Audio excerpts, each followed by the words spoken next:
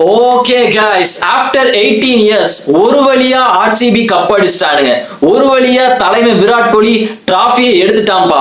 As OG cricket ஃபேனா நம்ம இது ஒன்று மட்டும் தான் கைஸ் பார்க்காம இருந்தோம். இந்த ஒரு பசில் மட்டும் தான் நம்ம பார்க்காம இருந்தோம். கிட்டத்தட்ட அந்த டைம்ல இருந்த தோனி 2011 வேர்ல்ட் கப் அடிக்கும் போதும் சரி, Rohit Sharma 2024 T20 world cup அடிக்கும் போதும் சரி, எல்லாரோட கிரிக்கெட் கரியர்ஸையும் நம்ம பார்த்துட்டோம். கங்குலில இருந்து ஷேவாக், டிராவிட், டோனி, சச்சின் எல்லாத்தையுமே நம்ம பார்த்துட்டோம். இது ஒண்ணு மட்டும் தான் நமக்கு மிஸ்ஸிங்கா இருந்துச்சு. ஒரு கிரிக்கெட் ஃபேனா வந்துட்டு நமக்கு வந்துட்டு ஐயோ எப்படியாவது வந்துட்டு தலைவர் விராட் கோலி வந்துட்டு ஒரே ஒரு இந்த ஐபிஎல் டிராஃபியை மட்டும் அடிச்சிருந்தப்பா. இந்த ஐபிஎல் டிராஃபிக்கு போய் இவ்வளவு கஷ்டப்பட்டு இருக்கானுங்களா அப்படின்ற மாதிரி இருந்துச்சு. அது ஒண்ணு அடிச்சுட்டா, இப்ப ஒண்ணு அடிச்சாச்சா கோலி. அஸ் கிரிக்கெட் ஃபேனா இப்ப இதுக்கப்புறம் என்ன நம்ம எதிர்பார்க்கறது அப்படின்னு தெரியல. இப்ப வந்துட்டு ஏன்னா எல்லாத்தையும் நம்ம பார்த்துட்டோமா. இப்ப வந்து ரோஹித் சர்மா இதுல வந்துட்டு ஒரு மிஸ்ஸிங் இருந்துச்சு. ஐயோ ஒரு T20 வேர்ல்ட் கப் இருந்தா நல்லா இருக்குமே அப்படின்ற மாதிரி இருந்துச்சு. பெரிய ஒரு அப்செட் என்னன்னா அந்த 2023 வேர்ல்ட் கப் தான். அது அடிக்காதது எனக்கு இன்னும் கொஞ்சம் உறுத்துது. மேபி இந்த 2027 வேர்ல்ட் கப் வந்துட்டு இந்தியா அடிச்சனா சாட்டிஸ்ஃபைங்கா இருக்கும் எனக்கு தெரிஞ்சுட்டு. பட் ஒரு கிரிக்கெட் ஃபேனா வந்துட்டு எல்லாத்தையுமே நம்ம பார்த்துட்டோம். இந்த வாட்டி கோலி ஒரு வழியா கப் அடிச்சிட்டான், சாட்டிஸ்ஃபைங்கா இருக்குது. சொல்ல போனோம்னா நான் தான் சொன்னேன்ல, ப்ரிடிக்ஷன்லயே நம்ம சொன்னோம் இந்த வாட்டி வந்துட்டு ஆர்சிபி தான் கன்ஃபார்மா அடிக்க போகுது அப்படின்னு. ஏன்னா because the stars are align, எல்லாமே வந்துட்டு இந்த வாட்டி பெர்ஃபெக்ட்டா ஆர்சிபிக்கு வந்துட்டு இவங்க தான் ஜெயிக்க போறாங்க அப்படின்ற மாதிரி இருந்து. அது மட்டும் இல்ல, நம்ம சொன்ன மாதிரி இந்த சீசன்ல மட்டும்தான் ஆர்சிபி டீமா விளையாண்டுருக்கானுங்க. இதுக்கு முன்னாடி எல்லாம் Chris Gayle, APD, Virat Kohli இந்த 3 பேர் மட்டும் தான் விளையாடுவானுங்க. இந்த வாட்டி மட்டும்தான். இன்னைக்கு மேட்சை பாருங்களேன், 190 அடிச்சிருக்கானுங்க. எனக்கு தெரிஞ்சு ஒருத்தன் கூட நல்லா விளையாடல என்னால சொல்ல முடியல. வேணா கோலி வந்துட்டு இன்னைக்கு கொஞ்சம் ரொம்ப ஸ்லோவா விளையாண்டுட்டான். மெயின் காரணம் வந்துட்டு அந்த மாதிரி ஒரு ஸ்டாட்ஸை கொண்டு வந்துட்டானுங்க விராட் கோலிக்கு. Slow ball and short pitch ball அவனுக்கு வீக்னஸ் இருக்குன்னு தெரிஞ்சவன ஃபுல்லா ஷார்ட் பிச் தான். விராட் கோலிக்கு ஆன்சரே கிடைக்கல சொல்ல போனா. எனக்கு விராட் கோலி விக்கெட் போகும்போது கொஞ்சம் நிம்மதியா தான் இருந்து, அப்பாடா கொஞ்சம் வந்துட்டு வேற எவனாவது வந்து அடிப்பான் அப்படின்ற மாதிரி இருந்து. ஆக்சுவலா இன்னைக்கு எல்லாருமே ஆர்சிபில நல்லா விளையாண்டாங்க. நிறைய பேர் விக்கெட் போனோன்னு ஜாலியா தான் போயிட்டு இதெல்லாம் கம்மி. எனக்கு வந்துட்டு இது பார்க்க ஒரு பெரிய டோட்டல் மாதிரி தான் இருந்துச்சு. அப்ப ஆர்சிபி வந்து நல்லா தானே விளையாடுறாங்க. எப்படி சொல்றது, வர்ற எல்லாருமே வந்துட்டு ஒரு 20-27 அந்த மாதிரி அடிக்கிறான். அவனுடைய 100% கொடுத்துட்டு தான் போறான். நான் சொன்னா லியம் லிவிங்ஸ்டன் வந்துட்டு இன்னைக்கு அடிப்பான் அப்படின்னு. ஜித்தேஷ் சர்மாவா இருந்தாலும் சரி, லியம் லிவிங்ஸ்டனா இருந்தாலும் சரி, Romario Shepherd, Mayank, Patidar, Phil Salt, Kohli வர்ற எல்லாருமே இன்னைக்கு ஒரு எஃபர்ட்டை போட்டுட்டு தான் போறானுங்க. சொல்ல போனா பஞ்சாப் எதுல தெரியுமா சொதப்பிட்டானுங்க, கேப்டன் ஸ்ரேயஸ் ஐயர் தான், காக்கி ஸ்ரேயஸ் ஐயர் தான் எல்லாத்தையும் சொதப்பிட்டாரு. சொல்ல போனா ஒரு ரன்னுக்கு அவுட் ஆனா. நான் சொன்னேன்னா ரொம்ப வந்துட்டு ஹைப் ஸ்ரேயஸ் ஐயருக்கு இருக்கும், கவுந்து உள்ள போகுது அப்படின்னு சொன்னேன். நடந்துச்சு அதே மாதிரி. அது மட்டும் இல்ல, ஸ்ரேயஸ் ஐயர் காலுக்கு மேல கால் போட்டு கூலா உட்கார்ந்துருந்தான். வலிய வெளியே காமிக்காம உட்காரணும் அப்படின்ற மாதிரி ஆக்சுவலா எனக்கு தெரிஞ்சிச்சு. அதை பார்க்கும் போது சஷாங்க் வந்துட்டு கடைசி வரை போராடி நின்றுட்டு இருந்தான். இன்னைக்கு கேம் சேஞ்சர் யாருன்னா குர்னால் பாண்டியா தான். ஓமால பிசிக்கி எடுத்துட்டான்பா. கஞ்ச பிஸ்னாரி மாதிரி பவுலிங் போட்டான். இன்னைக்கு ரன்னே கொடுக்கல. அங்க ஒரே ஒருத்தன் தான் பயமுறுத்திட்டு இருந்தான். அந்த ஜாஷ் இங்கிலீஷ் மட்டும் பயமுறுத்திட்டு இருந்தான். ஒரே ஏரியால தான் 6 அடிக்கிறான். 4 6 அடிச்சான். ஒரே ஏரியால தான் கைஸ் அடிச்சான் அவன் இன்னைக்கு உட்காந்துட்டு. அவனை எப்படியோ எடுத்துட்டான். வெறும் 17 ரன் இந்த மேட்ச்ல இவன் தான் வந்துட்டு சூப்பரா போட்டான் சொல்ல போனா. அது மட்டும் இல்ல, ஃபில் சால்ட்டோட சரியான catch, cool and compost catch. Salt எப்ப அந்த கேட்ச் எடுத்தானோ அப்பதான் வந்துட்டு ஆர்சிபிக்கு ஒரு கான்பிடன்ட் வந்து ஓகே, நான் அதுக்கு தான் வெயிட் பண்ணிட்டே இருந்தேன். ஏன்னா சைலண்டா இருந்துச்சு. கிரௌடு ஃபுல்லாமே இன்னைக்கு வந்துட்டு ஆர்சிபி ஃபேன்ஸா தான் இருந்தாங்க அகமதாபாத்ல. அவ்வளவு செம்ம கிரௌடு சொல்ல போனோம்னா. நான் தான் சொன்னல இந்த டைம் வந்துட்டு ஆர்சிபிக்கு தான். சோ இந்த ரொமேரியோ ஷெப்பர்ட் ஒரு கேட்ச விட்டோன்னு எல்லாரும் டோட்டல் சைலண்ட் ஆயிட்டானுங்க. நான் கூட லைட்டா யோசிக்க ஆரம்பிச்சிட்டேன், சோக் ஆயிருவானுங்களோ அப்படின்ற மாதிரி யோசி. இல்லையே, சோக்கெல்லாம் ஆக மாட்டானுங்களே, எனக்கு தெரிஞ்சு நல்லா தானே பண்றானுங்க அப்படின்ற மாதிரி. எப்ப அந்த கேம் வந்துட்டு ஆர்சிபி வரலாம் அப்படின்னு தோணுச்சுன்னா, சால்ட் வந்துட்டு அந்த கேட்ச கூலா எடுத்தாங்க தெரியுமா. கூலா எடுத்துட்டு இப்படி கையை இப்படி காமிச்சோடனே ரைட்டு வந்துட்டானுங்களா. விராட் கோலி பம்ப் ஆயிட்டானா எல்லாரும் அதுக்கப்புறம் வந்துட்டாங்க. ஸ்ரேயஸ் ஐயர் ஷெப்பர்ட் பாலுக்கு சப்பை அவுட் ஆறான். இதே மாதிரி தான் ஃபர்ஸ்ட் குவாலிஃபயர்ல அவுட் ஆனான். ஹேசல்வுட் பாலுக்கு மட்டமா போனான். என்னதான் ஸ்ரேயஸ் ஐயர் விளையாடுறான்னு தெரியல. கடைசி வரை சஷாங்க் சிங் மட்டும் இருந்து அடிச்சு கொடுத்தான். அந்த லாஸ்ட் ஓவர்ல இருந்து அடிச்சான். 6 ரன் வித்தியாசத்துல தான் ஜெயிச்சிருக்கானுங்க. பட் சொல்ல போனா நிறைய பேர் அந்த 6 ரன் வித்தியாசத்துல தான் ஜெயிச்சிருக்காங்க அப்படிலாம் சொல்றானுங்க. பட் ஆக்சுவலா சொல்ல போனா ஆர்சிபி வந்துட்டு ஒழுங்கா பவுலிங் போடாத மாதிரி இருந்தது அந்த லாஸ்ட் ஓவர் வந்துட்டு. ஏன்னா கன்ஃபார்ம் ஜெயிச்சிருவானுங்க அப்படின்னு தெரிஞ்சவன ஒரு மாதிரி ஓவர் கான்பிடன்ஸ்ல வந்துட்டு சும்மா போட்ட மாதிரி இருந்துச்சு எனக்கு. ஹேசல்வுட் எப்படிப்பட்ட பவுலர்னு தெரியும். பட் எனக்கு தெரிஞ்ச அந்த லாஸ்ட் ஓவர் வந்துட்டு எனக்கு தெரிஞ்சு சும்மா கேஷுவலா போட்ட மாதிரி இருந்துச்சு. எப்படி தோத்துருவானுங்க அதனால நம்ம போடும் அப்படின்னு போட்ட மாதிரி இருந்துச்சு. சஷாங்க் சிங்கை பத்தி நான் ஒரு விஷயம் சொன்னேன் பாத்தீங்களா, ஞாபகம் இருக்கா உங்களுக்கு? கிட்டத்தட்ட ஒரு 2 வீடியோவும் நான் சொல்லிட்டேன். அவன் அந்த பாட்காஸ்ட்ல போய் எப்ப அந்த ஓவர் கான்பிடண்டா சொன்னானோ, நாங்க தான் கப் அடிப்போம், இந்த டைம்ல செலிப்ரேட் பண்ண போறோம், இந்த டைம்ல நாங்க இது பண்ண போறோம் அப்படின்னு சொன்னானோ, அதுல இருந்து அவனுக்கு எதுவுமே நடக்கல. குவாலிஃபயர் 1ல கிளீன் போல்ட் ஆனா. மும்பை இந்தியன்ஸோட மோசமா ரன் அவுட் ஆனா, கேஷுவலா ரன் அவுட் ஆனா. இன்னைக்கு அவன் பிச்சில் இருக்கும் போதே தோக்க வேண்டிய நிலைமைக்கு வந்துட்டானுங்க. பாத்தீங்களா, நீ ஜெயிச்சனா உன்னை தலையில தூக்கி வச்சு ஆடுவானுங்க, நீ தோத்தனா நீ ஒரு ட்ரோல் மெட்டீரியல் ஆயிடுவ அப்படின்னு. இன்னைக்கு மட்டும் அவன் இன்னும் கொஞ்சம் சொல்ல போனோம்னா எல்லாமே வந்துட்டு மத்த பிளேயரும் அடிச்சிருக்கணும், அவன் மட்டுமா தனியா வந்து அடிக்கணும். கொஞ்சம் மிஸ் பண்ணிட்டாங்க. சொல்ல போனா ஆர்சிபி பவுலிங் தான் காரணம். எல்லாமே எனக்கு தெரிஞ்சு நல்லா தான் போட்டானுங்க. ஹேசல்வுட் மட்டும் எனக்கு தெரிஞ்சு இந்த லாஸ்ட் ஓவர் ரொம்ப லூஸா போட்ட மாதிரி இருந்துச்சு. மற்றபடி விராட் கோலியும் சரி, ஏபி டிவிலியர்ஸ்னா எனக்கு அதுல பார்க்கும்போது அநியாயத்துக்கு என்னமோ பயங்கரமா இருந்துச்சு கைஸ். டிவிலியர்ஸ்லாம் அங்க வந்துட்டு விராட் கோலி பக்கத்துல நின்றுட்டு இருப்பானா, ஒரு மாதிரி பிரகாசமா இருந்துச்சு, பிரைட்டா இருந்துச்சு. அப்பா பெர்ஃபெக்டான மூமெண்ட்ரா இதெல்லாம் கிரிக்கெட்டுக்கு அப்படின்னு. இன்னைக்கு வந்துட்டு பயங்கரமா இருந்துச்சு. ஏர்ஃபோர்ஸ் எல்லாம் விட்டுட்டு இந்த வேர்ல்ட் கப்லாம் ரவுண்ட் அடிச்சாங்க தெரியுமா, அந்த மாதிரி இருந்து. அதாவது வார் நடந்தது வந்துட்டு ஏதோ ஆர்சிபி வந்துட்டு இந்த அகமதாபாத்ல நடக்கணும் அப்படின்ற மாதிரி ஒரு மொமெண்ட் வந்துருச்சு. கடைசி அகமதாபாத் மாதிரி ஒரு பெரிய ஸ்டேடியம்ல வச்சுட்டு ஆர்சிபி தான் கப் அடிக்கணும், விராட் கோலி தான் அடிப்பான் அப்படின்னு எழுதி வச்ச மாதிரி இருந்துட்டு. ஆக்சுவலா எனக்கு ரொம்ப ஹாப்பியா இருக்கு ஆர்சிபி வந்துட்டு கப் அடிச்சது. எனக்கு சான்ஸே இல்லை. கெயில், ஏபி டிவிலியர்ஸ், விராட் கோலி எல்லாத்தையும் ஒன்னா வச்சு பார்த்தாச்சு.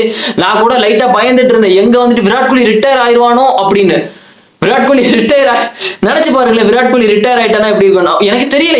ஒருவேளை விராட் கோலி ரிட்டையர் ஆயிடுவானா என்னன்னு தெரியல கைஸ். ஏன்னா விராட் கோலி பேசுனது, பிஹேவ் பண்ணது எல்லாமே பார்க்கும்போது இனிமேல் ரிட்டையர் ஆயிடுவான் அப்படின்ற மாதிரி இருந்துச்சு. ஏன்னா இதுக்கு மேல அவன் என்ன பண்ணணும், ஐபிஎல்ல உட்காந்து எதுக்கு ஒரு பிரான்சைஸ் கிரிக்கெட்ல உட்காந்து விளையாண்டுட்டு இருக்கணும் சொல்லுங்களேன் பாப்பா. அவன் எல்லாமே அவன் வாழ்க்கையில அச்சீவ் பண்ணிட்டான். மணில இருந்து அவன் டெஸ்டே ரிட்டையர் ஆயிட்டான். எதுக்கு உட்காந்துட்டு இந்த ஐபிஎல் உட்காந்து அவன் நொட்டிக்கிட்டு இருக்கணும். அவன் வந்துட்டு ரீசனே இல்லை, அவன் அவ்வளோ ரன் அடிச்சிட்டான். அவன் வந்துட்டு இன்னொரு சீசன் விளையாடணும்னு அவசியமே கிடையாது. இப்ப மேபி சில பேர் விளையாடுறதுக்கு ரீசன் இருக்கலாம், டோனி விளையாடுறதுக்கு வேற ஒரு ரீசன் இருக்கலாம். மேபி டோனி விளையாடுறதுக்கு ரீசன் வந்துட்டு அவர் ரிட்டையர் ஆயிட்டாரு, சும்மா இருக்கணுமே, அதுக்காண்டி நம்ம வந்துட்டு கிரிக்கெட்ல போய் ஒரு எஃபர்ட்டை போடலான்னு கூட டோனி விளையாண்டுட்டு இருக்கலாம். ஏன்னா சில பேருக்கு வீட்டுல இருக்க முடியாது, ஒரு ஏஜுக்கு அப்புறம் வந்துட்டு ஏதாவது பண்ணிக்கிட்டே இருக்கணும் போல இருக்கும். ஸோ மேபி டோனி அந்த ரீசனுக்காக நம்மளால முடியும் அப்படின்னு சொல்லிட்டு டோனி கிரிக்கெட் வரலாம். அதே மாதிரி விராட் கோலி வந்துட்டு இதுக்கு மேல நான் என்ன பண்ணணும் அப்படின்னு ரிட்டையர் ஆயிடுவானோன்னு நினைச்சேன். இதுவரை சொல்லலை எதுவுமே. பாப்போம் என்ன நடக்குது ஃபியூச்சர்ல அப்படின்னு. இனிமேல் ஃபுல்லா வந்துட்டு இந்த யங் ஜெனரேஷன்ஸை தான் நம்ம பார்க்க வேண்டியதா இருக்கும்னு நினைக்கிறேன். அது மட்டும் இல்ல, நான் இந்த வாட்டி தான் தெரிஞ்சு மோசமான ஃபேன் பேஸை நான் பார்த்தேன் கைஸ். ரொம்ப மோசமா இருந்துச்சு. எவனுமே வந்துட்டு பஞ்சாப் ஜெயிக்கணும்லாம் நினைக்கல. இந்த டூப் எல்லாம் விடாதீங்க, பஞ்சாப் ஜெயிக்கணும் ஃபேக்காலாம் போய் சொல்லாதீங்க. உங்களுக்கு விராட் கோலி ஆர்சிபி கப் அடிக்கிறது பிடிக்கல, அதை வந்துட்டு ஓப்பனா ஒத்துக்கோங்க. சொல்ல போனோம்னா பஞ்சாப் கப் அடிக்கணும் அப்படின்னு உண்மையிலே நீங்க எப்ப வந்துட்டு வேண்டியிருப்பீங்கன்னா 2014 மட்டும்தான். 2014 பஞ்சாப் டீம் அவ்வளவு சூப்பரா இருந்துச்சு. எல்லாருக்குமே அந்த பஞ்சாப் டீம் பிடிக்கும். நானே வந்து அப்போ அந்த டைம்ல நான் ஒரு சிஎஸ்கே ஃபேன். 8 to 15 வரை நான் சரியான சிஎஸ்கே ஃபேன். அதுக்கப்புறம் தான் நான் வந்துட்டு ஒரு சரியான விராட் கோலி வந்துட்டு எனக்கு ஆர்சிபியில் ஒரு கப் அடிக்கணும் அப்படின்ற ஒரு ஆசை இருந்துச்சு. அந்த 16ல தோத்ததுல இருந்து எனக்கு 16ல ரொம்ப விராட் கோலியை ரசிச்சு பார்த்தேன். ஏன்னா சிஎஸ்கே ஜெயிலுக்கு போயிட்டான்னு எனக்கு செம கடுப்பாயிடு. எப்படா எனக்கு பிடிச்ச டீம் வந்து ஜெயிலுக்கு போகலாம், அப்ப இது எல்லாமே பொய்யா அப்படின்ற மாதிரி ஒரு கோவம் எனக்கு வந்துட்டு. 16ல தோத்தது எனக்கு அப்படியே ஞாபகம் இருந்து. எப்படி ஒரு பேய் ஃபார்ம்ல இருந்து விராட் கோலி வந்துட்டு ஒரு 16 இந்த மாதிரி ஒரு கப்பை வந்துட்டு அவனுங்க ஹோம் டவுன்ல வச்சு விடலாம் அப்படின்றது லாஸ் வந்து என் கண்ணுலே இருந்துச்சு. சோ இந்த 2014ல மட்டும்தான் எனக்கு தெரிஞ்சு பஞ்சாப் ஜெயிக்கணும்னு நிறைய பேர் வேண்டுறாங்க. ஏன்னா அந்த டீம் எல்லாருக்குமே பிடிக்கும். மேக்ஸ்வெல் பீக் ஃபார்ம்ல இருப்பான், விருதுமன் சஹா, ஷேவாக், வேற யாரு வோஹரான்னு ஒருத்தன் இருப்பான் காய்ஸ். வோஹரான்னு ஒருத்தன் ஓப்பனிங் வருவான் ஷேவாகோட, அவெல்லாம் காட்டடி அடிப்பான் அப்பெல்லாம். வேற யாரு David Miller, Mitchell Johnson, Lakshmipathi Balaji, Axar Patel எல்லாருமே இருந்தாங்க. அந்த டைம்ல எல்லாருமே ஜெயிக்கும்னு நினைக்கும் போது மயங்க் அகர்வாலா, மனிஷ் பாண்டே வந்து அடிச்சு முடிச்சுட்டு போயிட்டான். பட் இந்த வாட்டி யாருமே வந்துட்டு பஞ்சாப் ஜெயிக்கணும்ல ஜென்வனா யாரெல்லாம் வேண்டல. சொல்ல போனா புரியுதா, எல்லாரும் கோலி கப்படிக்க கூடாது, ஆர்சிபி தோக்கணும்னு சில பேர் இருந்தானுங்க, அதை ஒத்துக்கிறேன். பட் சில பேர் கியூரியஸா வந்துட்டு கோலி கப்படிக்க கூடாது அப்படின்னு இருந்தானுங்க நிறைய பேர்லாம். ஸ்ரேயஸ் ஐயரை பயங்கரமா பில்டப் கொடுத்து வருவான்பா, ஸ்ரேயஸ் ஐயர் தான் அந்த ஃபியூச்சர் அப்படி இப்படின்னு சொல்லிட்டு. ஏன்டா அங்க கோலின்னு ஒருத்தன் இருக்கான், கண்ணுக்கே தெரியலையாடா. கிட்டத்தட்ட இன்டர்நேஷனலுக்கு உயிரே கொடுத்துட்டான். அவன் கிரிக்கெட்ல உயிரை தவிர எல்லாத்தையும் கொடுத்துட்டான். உயிரை மட்டும் அவன் காமிச்சிருந்தா அதை உருவி எடுத்துட்டு போயிருப்பானுங்க கிரிக்கெட். அந்த அளவு அவன் எவ்வளவோ பண்ணிட்டான் விராட் கோலி. இருந்தாலும் அவன் ஆட்டிடியூட் பிடிக்கல, அவன் பண்றது பிடிக்கல, அது இதுன்னு ஏதாவது நொட்ட காரணம் சொல்லிட்டு தானுங்க. ஏன் வந்துட்டு சிஎஸ்கே வந்துட்டு இன்னைக்கு பாட்டம்ல இருக்கானுங்கன்னு சொல்ல போனா இன்னைக்கு அவனுக்கு ஃபேன் பேஸ் தான். சொல்ல போனா ஆர்சிபி ஃபேர் அண்ட் ஸ்கொயரா எல்லா டீமையும் அடிச்சிட்டாங்க. இந்த வாட்டி ஃபேர் அண்ட் ஸ்கொயரா எல்லாத்தையுமே அடிச்சிட்டாங்க.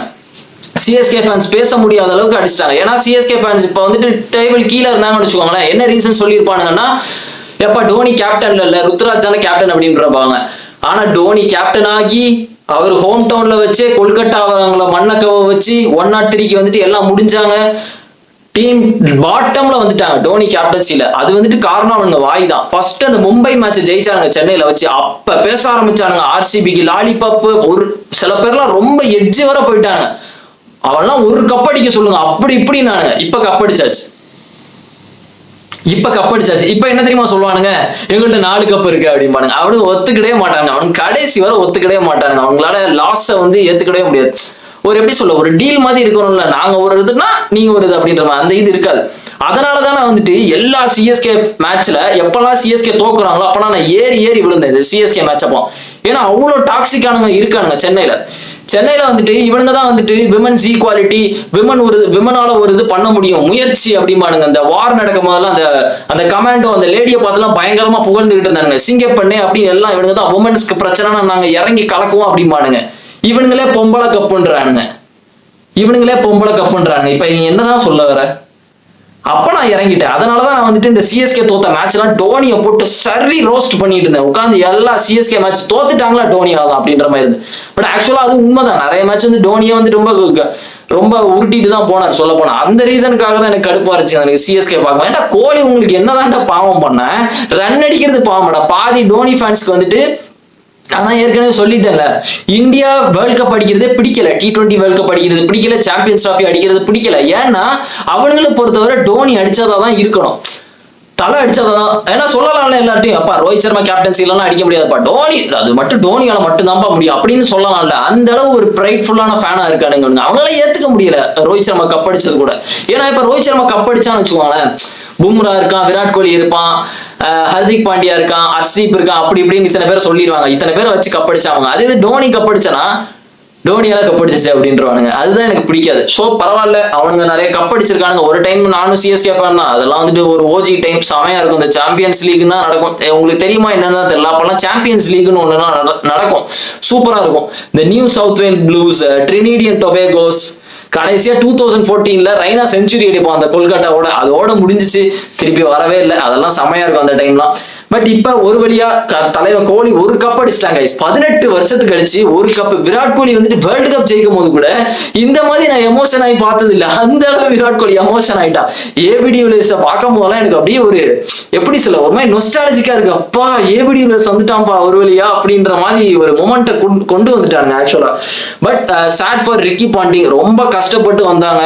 பட் இருந்தாலும் ஆர்சிபியில ஆண்டி ஃபிளவரும் அந்த அளவு கஷ்டப்பட்டு இருக்காங்க. அவங்களும் சரி, தினேஷ் கார்த்திக்கும் சரி, கட்ஸோட இந்த டீம் வச்சு போனாங்க. நான்லாம் வந்து இந்த டீமை ட்ரோல் பண்ணேன் ஆக்சுவலா. ஆர்சிபி தான் இந்த ஒஸ்டா வந்துட்டு டீம் எடுத்திருக்காங்க அப்படின்னாங்க. சிஎஸ்கேக்கு தான் ரொம்ப ஹைப் கொடுத்தாங்க. ஏன்னா திருப்பதி இருக்கான், விஜய் சங்கர் இருக்கான், அப்படி இப்படின்னானுங்க. பார்த்தா அதுதான் ஒரு ஒஸ்ட் டீம் மாதிரி ஆயிடுச்சு. ஆர்சிபியை தான் எல்லாரும் ஏலம் எடுக்கும் போது வந்துட்டு ஆக்ஷன் நடக்கும்போது ரொம்ப ட்ரோல் பண்ணோம். நானே ட்ரோல் பண்ணேன்.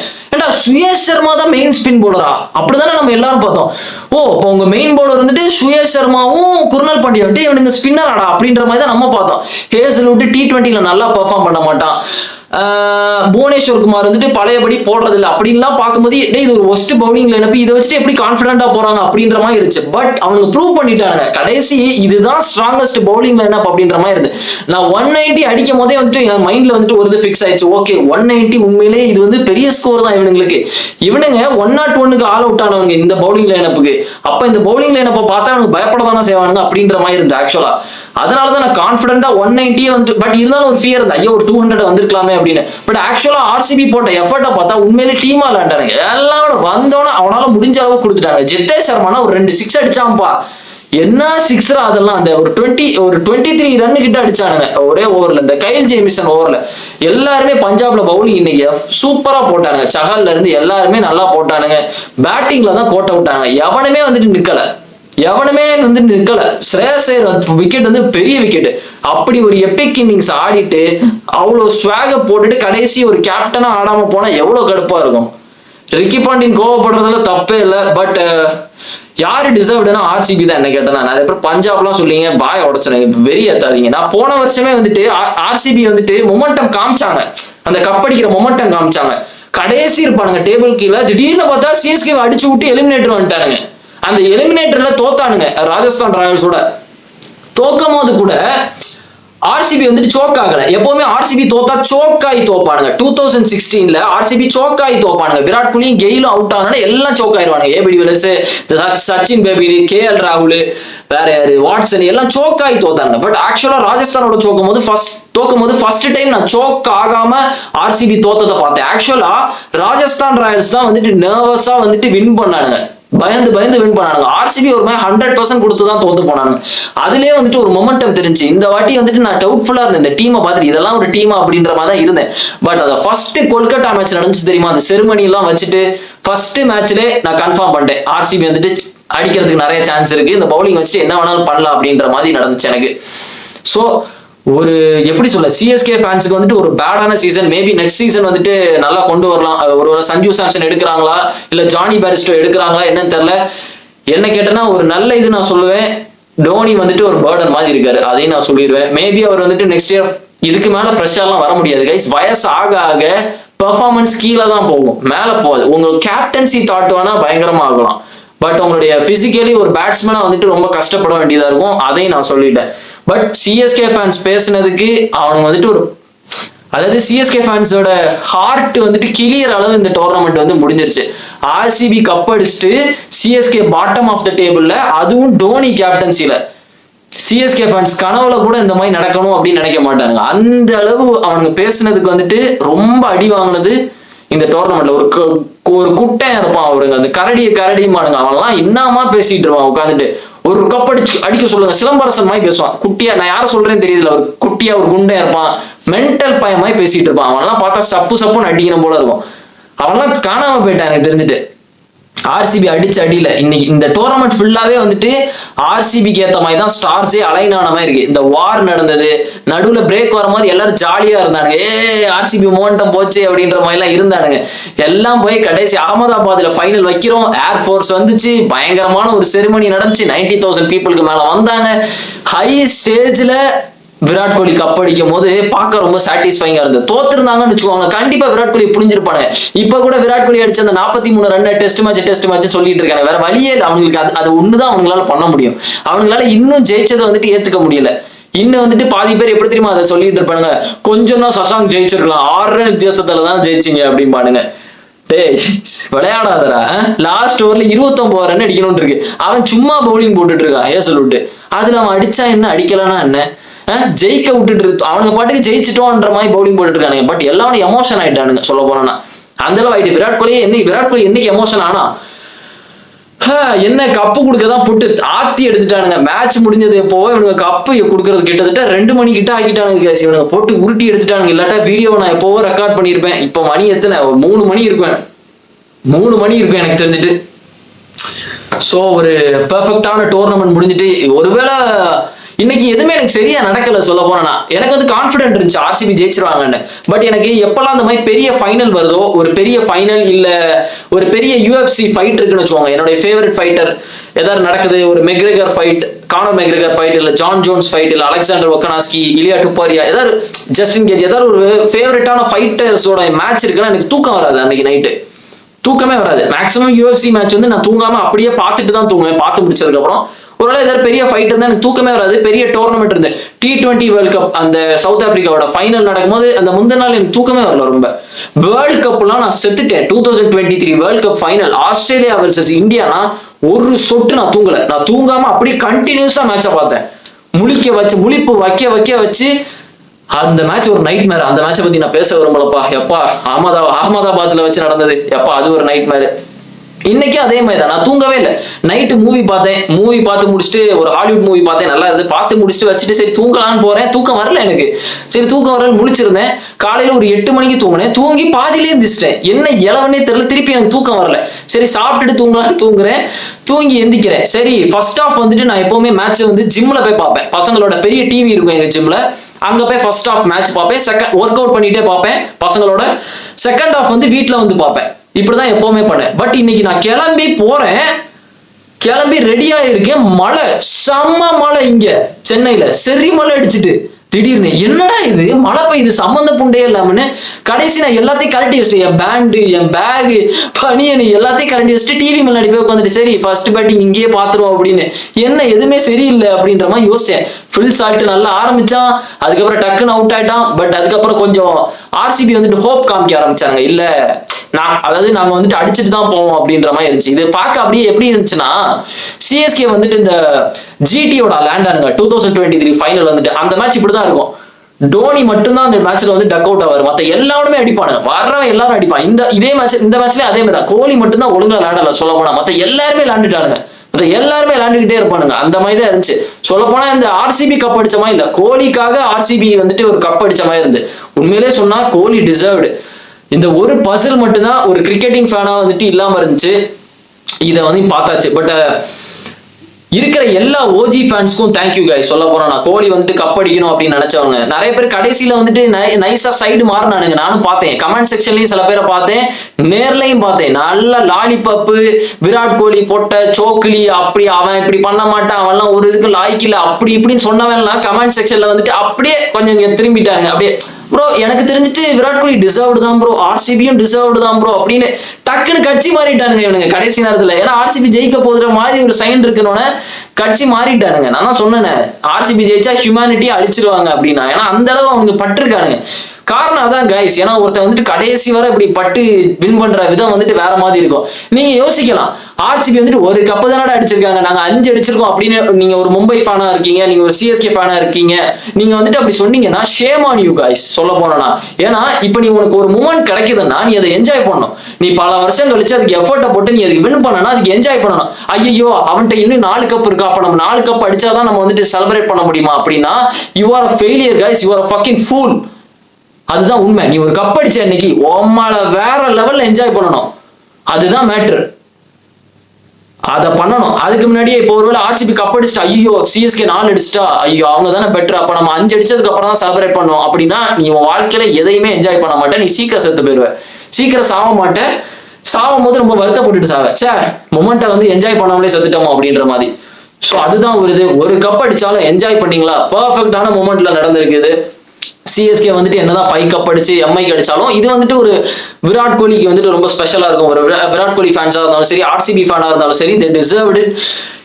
கிட்டத்தட்ட பிளான் வந்து எல்லாத்தையுமே போட்டு தூக்கிட்டானுங்க. தினேஷ் கார்த்திகா இருந்தாலும் சரி, ஆண்டி ஃபிளவரா இருந்தாலும் சரி, பர்ஃபெக்ட் டீம் எடுத்தானுங்க. பர்ஃபெக்டா வந்துட்டு என்னெல்லாமோ நடந்துட்டு கைஸ். மயங்க் அகர்வால் உள்ள வந்தா என்னெல்லாமோ வந்து ஜெயிச்சுட்டானுங்க. எப்படி ஜெயிச்சானுங்கன்னு தெரியலப்பா இந்த டோர்னமெண்ட்டை.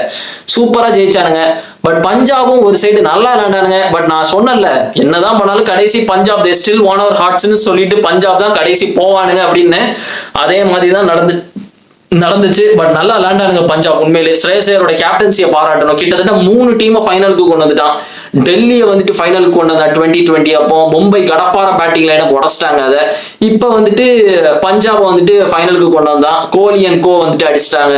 போன வருஷம் தான் ரொம்ப ஸ்ட்ராங்கா இருந்தாங்க பஞ்சாப். போன வருஷம் தான் எனக்கு தெரிஞ்ச ஸ்ரேயஸ் ஐயர் வந்து ரொம்ப கூலா இருந்தான்.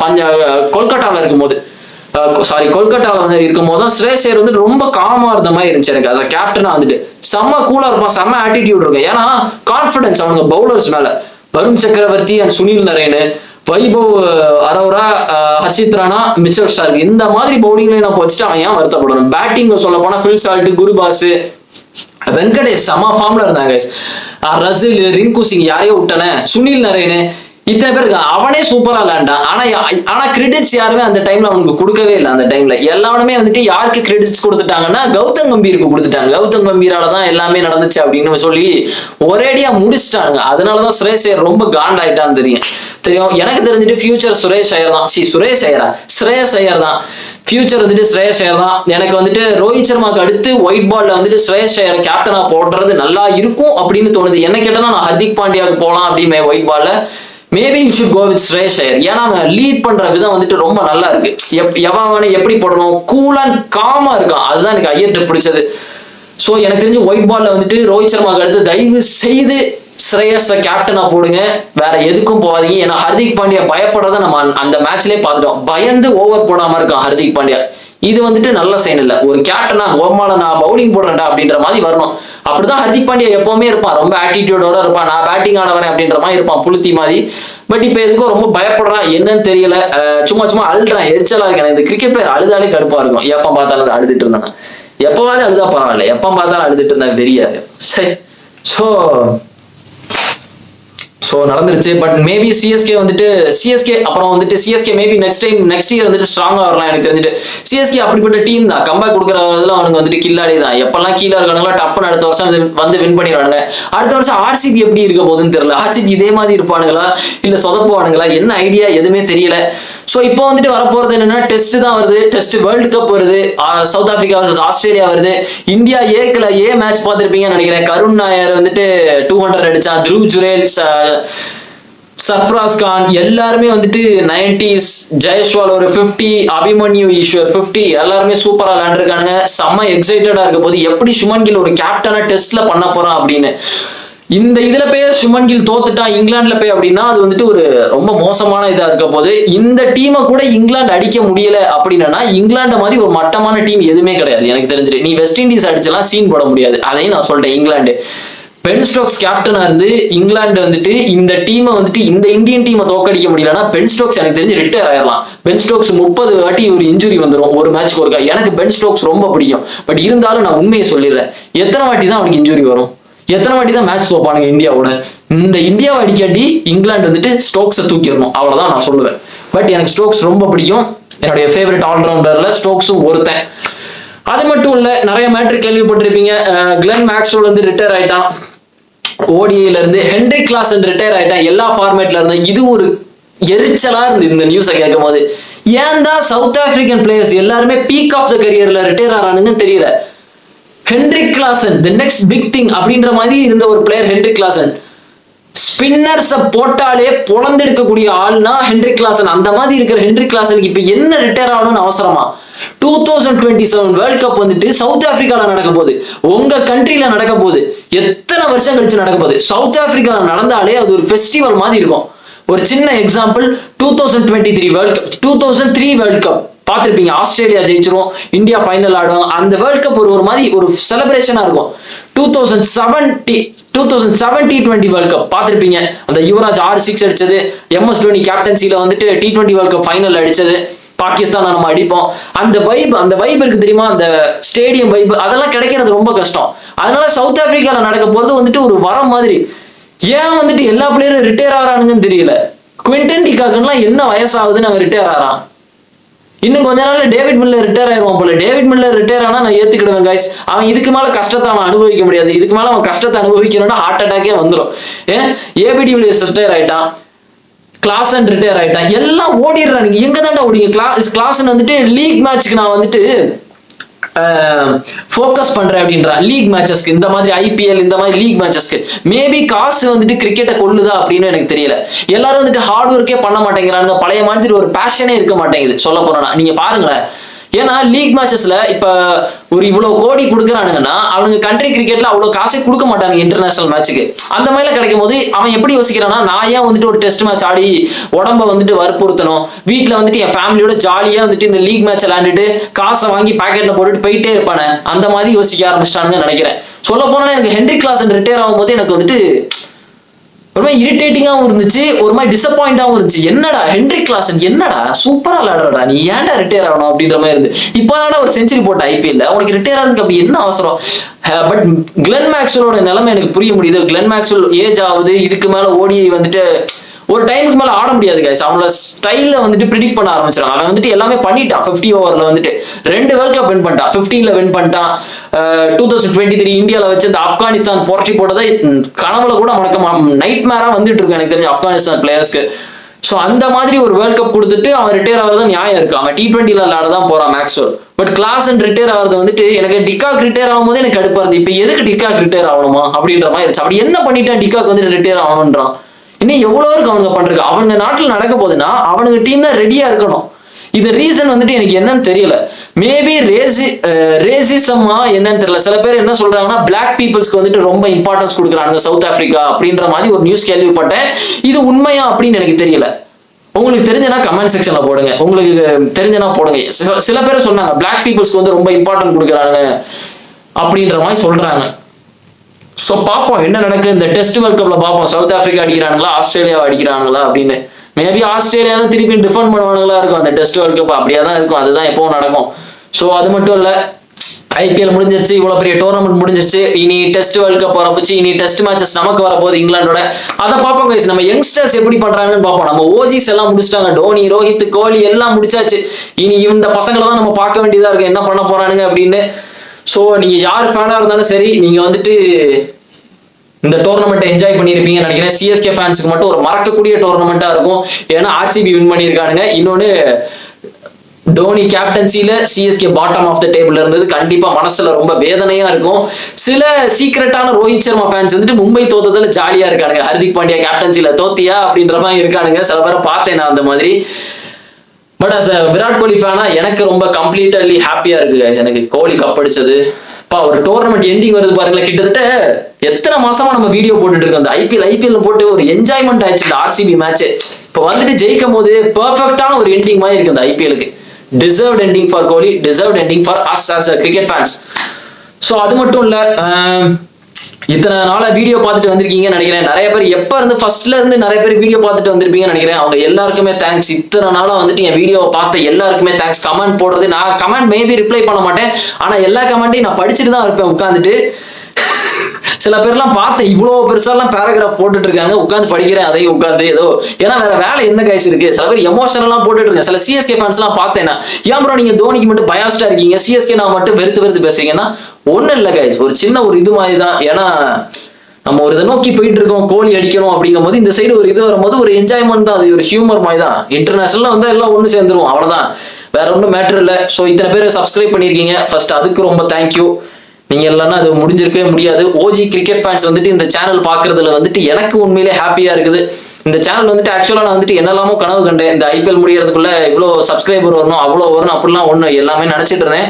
அதுல ஒண்ணுமே நடக்கல கிட்டத்தட்ட. அதுதான் எனக்கு வந்துட்டு ஐடியாவே இல்லாம இருக்கு. நான் லைவ் போடாதது எனக்கு கொஞ்சம் வருத்தமா இருக்கு. அது ஒண்ணு மட்டும் தான் இருக்கு. ஏன்னா என் எக்யூப்மெண்ட்ஸ் இல்லை, என் காசும் இல்லை, போன் அப்படி இருக்கு. ஏன்னா போன் வந்துட்டு லைவ் போட்டோன்னா சார்ஜ் முழுசா போயிடும் டக்குன்னு. நான் அதனாலதான் ஒரே ஒரு மேட்ச் தான் லைவ் போட்டிருப்பேன். நீங்க பாத்திருப்பீங்க, அந்த T20 மேட்ச் மட்டும் போட்டேன், England versus India first match மட்டும் லைவ் போட்டேன்.